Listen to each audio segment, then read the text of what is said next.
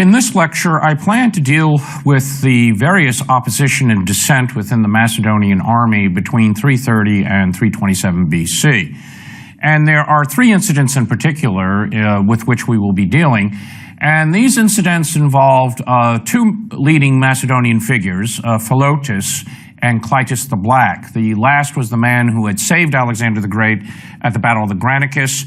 The first is the son of Parmenio, who was the second in command of the army.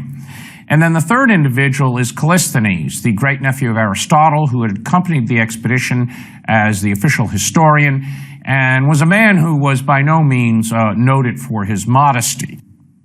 In any event, these three incidents seem to underscore a wider discontent within the Macedonian army, and it may have contributed to the mutiny or the refusal to cross the Hyphasis or Bias River in 326 BC when the army in effect rebelled, or rebel is perhaps too strong a term. A closer term would be it simply went on a sit-down strike. Now, the causes of all these three incidents were specific, and they have led to a great deal of speculation about Alexander's authority, his matter of command, as well as Alexander's personality. There are several ways to read this opposition. One is to see it as an example of Alexander's decadence descending into too much drink. This has some verification in the ancient sources, and Alexander's fondness for heavy drinking, which was traditional at the Macedonian court. Philip was no teetotaler either. That this, in combination with Alexander's adopting of Persian dress, ceremonial, to win over the Iranian elites, that it conspired to, do win Alexander in the eyes of his Macedonians and Greeks. Several of the ancient authors dwell on this, and it goes back to a tradition in Alexander's own lifetime where Alexander was a great and noble figure done in by too much of a fondness for alcohol. That has actually led one modern scholar to argue that Alexander was, at least by the statistics of the modern age, an alcoholic, and this accounts for his behavior. And there's really very, very thin evidence to argue this, and alcoholism becomes the invisible enemy that eventually does in Alexander. Let's take two passages from the sources that are not usually favorable to Alexander. One is Diodorus Siculus, who is writing in the 1st century BC, and the other is the Roman historian Curtius Rufus. Both of them had reason to comment on Alexander's behavior in this period, and I think these two passages are extremely important because Arrian and Plutarch, the sources that are deriving much of their information from Ptolemy, tend to be more favorable towards Alexander. Now, here is Diodorus Siculus, who has information that the other three sources generally don't have. It seemed to Alexander that he had accomplished his objective and now he held his kingdom without contest, and he began to imitate the Persian luxury and extravagant display of the kings of Asia. First, he installed ushers of the Asiatic race in his court. That's an important point, because the Macedonian king traditionally was open to any of his subjects. Macedonian nobles and even the soldiers themselves had easy access to their king. And certainly that was the manner of rule that Philip had followed. And then he, Alexander, ordered the most distinguished persons to act as his guards. Among these was Darius's brother, Oxothres. And that's an important point. The Persian nobility are actually acting as part of the ceremonial retinue of Alexander. Then he put on the Persian diadem, that is a pearl headdress, and dressed himself in the white robe and the Persian sash and everything else except the trousers and long-sleeved upper garment. He distributed to his companions cloaks with purple borders and dressed the horses in Persian harness. In addition to all this, he added concubines to his retinue in the manner of Darius, in number not less than the days of the year, and outstanding in beauty, as selected from all the women of Asia. Each night these paraded about the couch of the king so that he might select the one with whom he would lie that night. Alexander, as a matter of fact, employed these customs rather sparingly and kept for the most part his accustomed routine, not wishing to offend the Macedonians. That's a very telling addition by Diodorus, that whatever ceremony Alexander did adopt was largely for the benefit of his Persian subjects. And he did it sparingly for the benefit of those Persians, and did not insist that his Macedonians follow the routines. And that's a point to stress. And this apparently characterized Alexander's behavior throughout the later stages of the expedition in Iran, from 330 to 325 BC, from 330 to 327 BC, and then again in India in the 2 to 3 years where he was campaigning along the Indus Valley and its tributaries. Rufus dwells upon the drink of Alexander. He's drawing on an old tradition that goes back to Alexander's lifetime, the noble conqueror done in by too much alcohol. And this is what Rufus has to say. Alexander had some great natural gifts, a noble disposition surpassing that of all other monarchs, resolution in the face of danger, speed in undertaking and completing projects, integrity in dealing with those who surrendered, and mercy towards prisoners. Restraint even in those pleasures which are generally acceptable and widely indulged.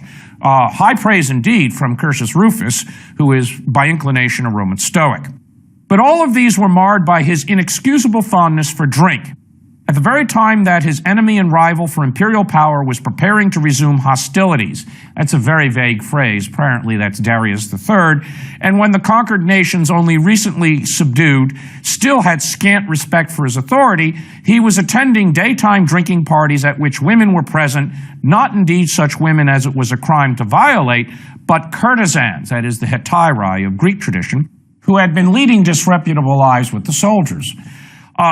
Again, Rufus is thinking a great deal of the indulgences of the Roman court as well, the Roman court especially of Nero, perhaps of Domitian, more likely Nero, and also is drawing upon this earlier tradition. Yet both of these sources stress an important fact, and that is Alexander indulged in these rituals and these events to win over his Persians.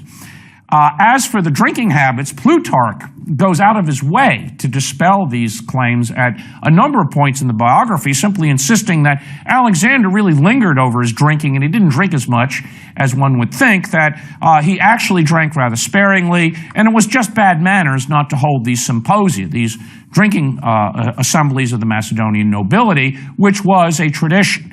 And in Central Asia particularly, and probably in Iran as well, it was not advisable to drink the water.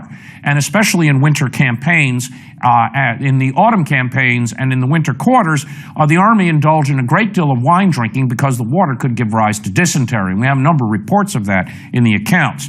So you have to take these comments by Rufus in their context. There were 2 points, however, that the Macedonians might have found objectionable. And that was the fact that Alexander, since his visit to Siwa, increasingly had a sense that he was a son of Zeus, that he had divine favor, and that divinity implied a rejection of Philip. That would be very difficult for the older Macedonians to accept. Some of the younger Macedonians might not have been as disturbed, but in general, the Macedonians had a great reverence for the Argead house, and that included Philip of Macedon, who had essentially made them what they were. And so these comparisons to Heracles and Achilles were fine, but if it went too far and led Alexander essentially to reject his father and his paternity, this would cause a great deal of resentment among Macedonians. The second point is, after Alexander crossed the Tigris in 330 BC, he had an enormous amount of money. He was hiring large numbers of Greek mercenaries, and I mentioned that the army increased to its largest size in Central Asia, in Bactrian Sogdiana. But there were others flocking to the court to get in on the largesse, and those included many savants, philosophers, self-proclaimed intellectuals who clustered around Alexander, and Plutarch has a very good sense from his sources of all of these hanger-ons and parasites and flatterers who began to fill up the court and sang the praises of Alexander and made all sorts of comparisons, some of them absolutely outrageous, at these drinking parties. This became offensive to both the Macedonians and the Greeks, and some may have found the atmosphere at court at times quite oppressive. And Plutarch has a good sense of what this must have been like. He's living in the Roman age, and he understands how courts can become tediously oppressive when the monarch gets too full of himself. So these two forces were working away and causing a certain amount of resentment within the army. Some scholars have read this resentment and opposition in a rather sinister light, One view, argued by a very distinguished professor, who's probably one of the great experts on Alexander of our generation, Ernst Bading at Harvard, goes so far as to see these three incidents as part of a wider effort by Alexander, rather than by his critics, to remove opposition and make Alexander a secure autocrat. And that all of these events were really masterminded. In the case of the first one by Philotas, Philotas was essentially framed by Alexander in order to remove nobles who were a potential danger to the throne. Such a reading of the sources requires Alexander to be engaged in constant scheming to do in his nobility, and really it really goes against a lot of the sources, and also requires a lot of assumptions about deaths due to illness or the disappearance of figures in the sources as somehow a diabolical removal of a potential rival or a member of the circle of Parmenio or some other group. And that's just going too far. The campaign was arduous. Many of the officers died of illness and disease, including one of Parmenio's sons, the commander of the Hypaspists, Halconus, who spoke against Alexander in India. He died of illness afterwards. There's no reason to believe foul play and a concerted effort to remove the officers. Far from it. Alexander was attempting to keep his officers together. He knew they were all ambitious. There were rivalries among them, and he had to make sure that he got the best out of his men, because only Macedonian nobles could command the army. Another view is to see these conspiracies as contributing to the megalomania of Alexander, so by the time he enters India, he is simply a tyrant and a precursor to almost a Hitlerian figure. I think all of these views go too far, and it's best to look at the three incidents that have come down to the sources and make a judgment on which each of them means, rather than to link them together in some kind of grand scheme. The first occurred in late 330 BC, shortly after Iran had been essentially conquered. And it occurred in the town known as Frada, which is today in southwestern Afghanistan in the Helmand Valley, and actually was to be the winter quarters of that year. Philotas was commander of the companion cavalry. His father at this point was in command of the rear forces at Ekbatana, that is the treasury, and a very large army of mercenaries in northwestern Iran, that is Media.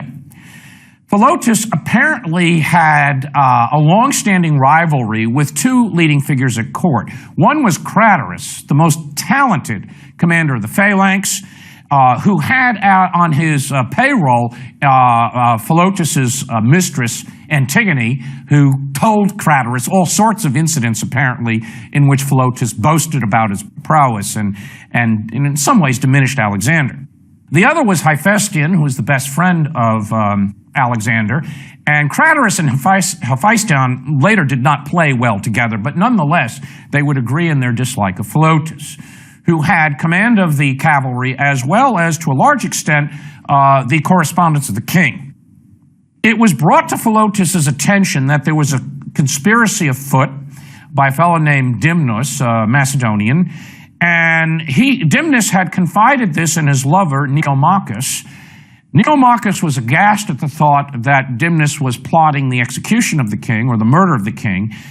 He confided it to his older brother, Sabellinus. The two brothers were really aghast at what to do. They brought the information to Philotas. Philotas listened to the brothers and decided that it was not an important incident, that it was a lot of talk on the part of Dimnus, and didn't proceed further. Furthermore, Philotas actually had a meeting with Alexander and failed to bring this up. Well, the brothers became quite impatient, and they went to Alexander directly and divulged the information. Immediately, there was a scandal at the court. Hephaestion and Craterus came out of the woodwork, made all sorts of accusations that Philotas had long been involved in conspiring or boasting, and the result was Philotas was put on trial.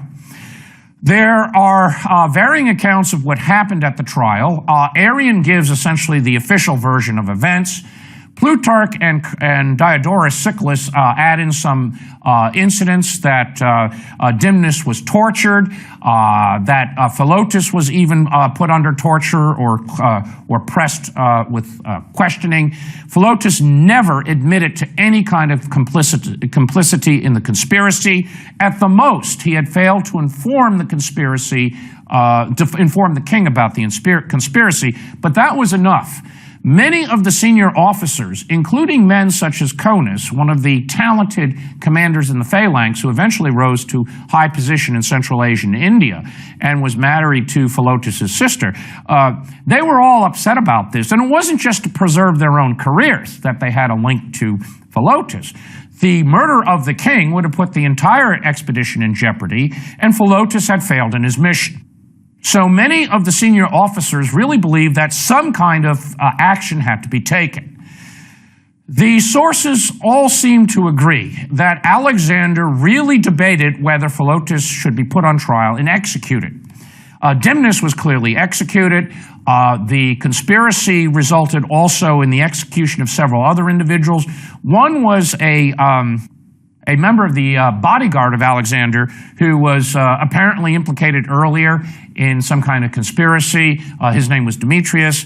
Another was Alexander the Lancastrian, who was a potential rival to Alexander. He had been under house arrest since the beginning of the expedition. There were letters implicating him in a plot that had been uncovered by Parmenio. These two men suffered execution. Four brothers, who were very important in the command of the phalanx, were also put on trial but acquitted. There was no evidence.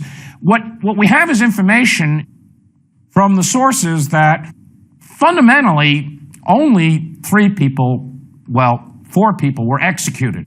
Two who were considered problems from earlier plots who were under arrest. Dimnus, who was behind the original scheme of the murder, and we don't know of any others, and finally Philotas himself. Curtius Rufus tells us that Philotas was put on trial before the assembly of the Macedonian army, and he used that occasion to denounce Alexander's policies, particularly those policies I had read in the previous passage by Diodorus Siculus, that is, Alexander's adoption of Persian dress and winning over the Persians. In the fall of 330 BC, Alexander would have only been in the early stages of doing this, and it was a new policy, and it was bringing in results. A number of important Persian nobles had come over to Alexander. Some of them had been trusted with satrapies. And as Curtius himself admits, Alexander was rather sparing in the use of this Persian ritual, and no Persian aristocrat was ever put in charge of armed forces or money. That was strictly in the hands of Macedonians, or in a few instances of very, very loyal Greek mercenary officers and accountants. So we're not sure if this speech by Curtius Rufus is real or not, that it could have been to some extent invented by him and his sources as something appropriate, as an occasion in which Philotas, now put on trial, would use the opportunity to denounce Alexander's so-called orientalizing policies, an old-fashioned term that is a little bit dated but usually used to designate Alexander's adoption of Persian ceremonial and the winning over of the Iranian nobility. In any event, his execution was voted as a legal act, and he was executed in the traditional Macedonian fashion, the equivalent of a firing squad, that is, he was hit by a group of javelin men. Alexander, if we believe the sources, particularly Plutarch on this, was very reluctant to execute Philotas. He considered giving clemency to Philotas, that is, forgiving him, of course, stripping him of command, and command of the companion cavalry was henceforth divided between Hephaestion and Clytus, son of Dropides, that is, Clytus the Black, the man who had distinguished himself at the Battle of the Granicus by saving Alexander's life. However, Hephaestion, Craterus, and other officers pressed Alexander that it was too dangerous, that Philotas had really failed in his duty, had put Alexander and the entire expedition in jeopardy. Reluctantly, if you believe Plutarch and Arrian, Alexander ordered the execution. And I do believe that reluctance was probably real. It was not a put-on by Alexander. He knew that in executing Philotas, there would be the problem of the father, Parmenio. At that moment, Parmenio was at Ecbatana in northwestern Iran, Media, and he held open the communications west through Asia Minor to Macedon. He also had an enormous amount of money, and at his command were some of the best veteran mercenary units in the Macedonian army. In fact, it was a good deal of the cavalry that had fought on the right flank guard at the Battle of Gaugamela. included seasoned commanders such as Menidas and the Thracian commander Sitalkes. As a result, Alexander was forced, and given the many have seen this as a blot on his career, but given the rough politics of the Macedonian court, he really had no choice. He sent a message to those commanders in Ecbatana to execute Parmenio, and Parmenio was lured into a compromising position and cut down, and the order was carried out. This is perhaps best described as judicial murder. The Macedonian Assembly at Frada, which was then renamed as Prophasia, which in Greek means foresight, that is the foresight of overcoming a conspiracy. The Macedonian Assembly had voted this, and Alexander had in some ways assuaged his conscience for this ignoble act. Really had very little choice. Parmenio could well have decided to avenge his son. There could have been all sorts of trouble in the backfield, the lines of communications. And it was an unfortunate and ignominious way for Parmenio to end his life. He had fought with great courage. Some would go so far as to say he was by far the best commander in Alexander's army, and even some would argue that it was Parmenio rather than Alexander who was winning the battles. That's going a bit too far. Nonetheless, the events certainly did not encourage or promote the morale within the army. It was a very ugly way of ending a successful campaigning season. However, it is difficult to see some kind of frame or widespread effort on Alexander to remove the nobility. The number of victims were actually very few. The second incident involved Clitus, the son of Dropides, or as he's known in the sources, Clitus the Black. This occurred in the winter quarters in Central Asia during the heavy drinking, probably in 328 BC. And you have to put it in its context. They're in Sogdiana. They've been long isolated from the Mediterranean world. The fighting had been brutal. At one of those all-night drinking parties, traditional in the Macedonian house, the Greeks were praising Alexander. There were philosophers and poets. They were singing in honor of Alexander, and in some ways actually diminished the courage of one of the Macedonian columns that had been defeated. That is, that column that had gone down fighting in 329 BC against Spitamenes. And as the drinking went on, and as the Greek sycophants increasingly extolled Alexander, Clitus got extremely angry. He got very drunk, and the wine loosened his tongue, and he began to object to this and reminded Alexander that none of this would have been possible without Clitus, because he had saved Alexander at the Granicus. Alexander got very angry. He called out to his guard in Macedonian to arrest him, to arrest Clitus. They refused to respond. Clitus's friends got him out of the tent. Alexander was restrained by his friends. They were attempting to break up two men who were just too drunk and befuddled to really hold any kind of conversation. They were actually talking around or over each other rather than to each other. Unfortunately, Clitus could not be restrained. He got up from his tent and wandered back into the royal tent, came in unexpectedly, and then quoted a phrase from Euripides' Andromache, "Alas, what evil customs reign in Greece," referring to Alexander's policies of winning over the Persians, and the Greek word there is nomos, law or custom. Alexander, in a rage, grabbed a spear and ran Clitus through. At that point, sobriety returned. Alexander was shocked at what he did. He dropped to the floor. He was overcome by grief and actually went into his tent for 3 days in remorse. Now, some would argue that this was all, again, a conceit by Alexander, a very carefully staged drama to remove a noble who had gotten in the way of Alexander's authority. And there's no way to really answer that charge, except that the sources don't see it that way, that many of the Macedonians at the drinking party had approved Clitus's criticism, and Curtius adds the detail that Clitus even praised Parmenio in the course of reminding Alexander of Clitus's own bravery at the Granicus. But whatever happened, and whatever was recalled the next morning after that drunken party, which was typical of the Macedonian court, it seems that at most Alexander should be accused of manslaughter rather than some kind of premeditated murder. The grief seems to have been genuine. Alexander, in many ways, was imitating his ancestor Achilles, who would go into his tent out of grief. The Greek word for this would have been ate, that is the moral blindness sent upon someone. And that's really very convenient for explaining any kind of irrational actions in the ancient world. You simply say ate was sent by Zeus. That's how Agamemnon makes his apology to Achilles in the Iliad, and everyone agrees to this. And there was an understanding that there was a highly irrational side to humans as well as an intellectual, and I think it's just going too far to think that this was some sort of clever rage contrived by Alexander to kill Clitus. It was a very unfortunate and ugly incident in which tempers were flared and in which Alexander found himself actually acting quite out of character and in some ways like his father. Philip came close to killing Alexander over that wedding ceremony celebrating Philip's marriage to Cleopatra. So the incident isn't all that unusual at the Macedonian court. Some months later, in 327 BC, there was a final incident, and this did not involve the Macedonians. It involved a Greek. It involved Callisthenes, the official historian. And that was a result of Callisthenes' objection to one of those ceremonies being introduced to the court, and this was a new ceremony, and it's known as proskynesis.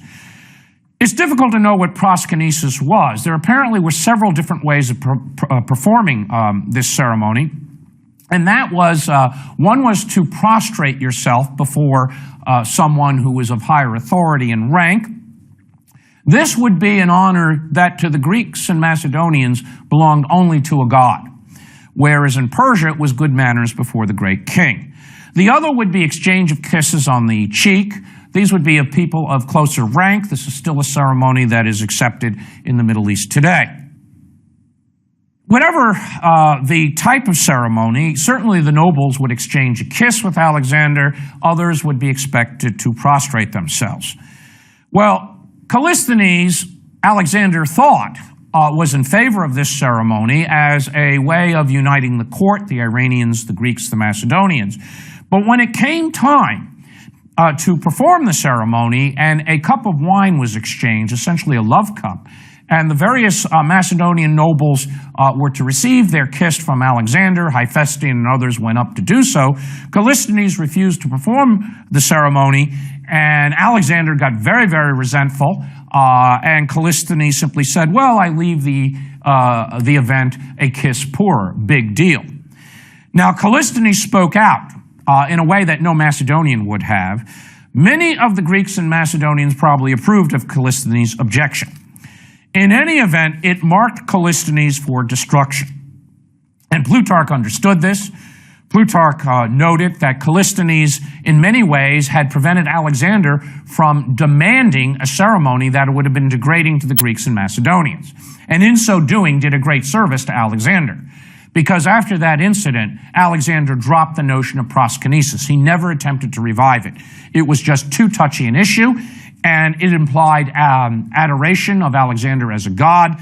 Greeks and Macedonians would not do this. The most they could accept would be divine honors on Alexander's death as a result of his deeds. But worship in his lifetime, no. Greeks and Macedonians were not about to perform this. Shortly after this ceremony, there was a conspiracy among the pages, that is, the royal pages, the young men being trained to go into the cavalry. These would be adolescents. Hermolaos, one of these pages, had been apparently publicly punished by Alexander for a misdeed. He had been whipped and humiliated before the other pages, and he conspired with some pages to murder the king. Well, this information was quickly divulged to Alexander, and Callisthenes was arrested and enchained. The argument was that he was the instructor of these pages, and these sort of incidents in history always make me very nervous, like the trial of Socrates. A teacher is always held responsible for the action of his students, and I don't sleep easily on some evenings when I consider some of the students in my career. In any case, Callisthenes was arrested. He was not tried. He was not executed. We think he, at this point, was a citizen of Athens, and so he ended a miserable life in captivity, and we have various reports on his death. He died because of abuse. He was filled with lice. He was dragged around chained, or he was put in a cage. There's all sorts of sensational stories. Whatever happened, he apparently died in captivity without ever being put on trial. It was a miserable end for Callisthenes, yet Callisthenes had won an important point. He had forced Alexander to back off on the whole ceremony of proskynesis. That was the final incident that occurred just before the invasion of India. All three of these incidents do point out tensions within the Macedonian army, and this would be expected once the army had crossed the Tigris and had entered Iran and Central Asia. It was very far removed from its homeland. The fighting in Central Asia, the bleak winters, the landscapes, the guerrilla warfare contributed to the tensions. Alexander's policy to win over the Persians, of course, would cause some kind of resentment within the army. They had just defeated these people. Why are they being exalted at court? Nonetheless, it is to go too far in reading that Alexander used this resentment, this opposition, as a way to crush any critic, legitimate or imagined, in order to exalt his autocracy. It is also difficult to argue that there was widespread resentment and anger towards Alexander, and that many of the Macedonians were ready to go against their king. Far from it. In my opinion, in the spring of 327 BC, when Alexander's army marched over the Hindu Kush once more, they marched into India in high spirits. For them, they thought that their king was leading them to the edge of the world, that is, to the great Eastern Ocean, and soon they would be returning home.